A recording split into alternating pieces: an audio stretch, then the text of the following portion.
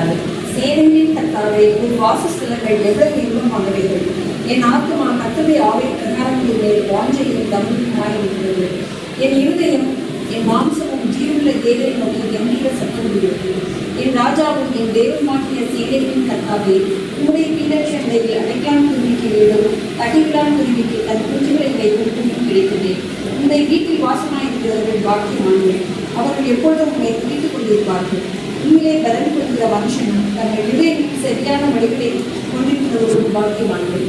அழுகையின் பள்ளத்தாக்கை திரும்ப கடந்து அதை நீரூற்றாக்கிக் கொள்ளக்கூடாது. மழையும் குளங்களை நிரப்பும். அவர்கள் பலத்தின் மேல் பலம் அடைந்து சீரவிலே தேவ சந்நிதியில் வந்து காணப்படுவார்கள்.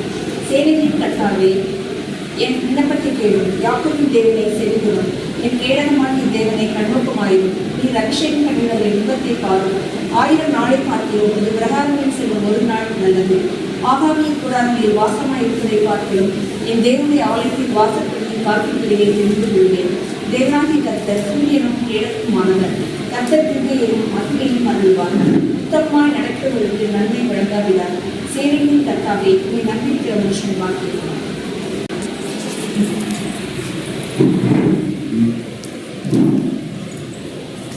ஆண்டவருக்குள் பிரியமான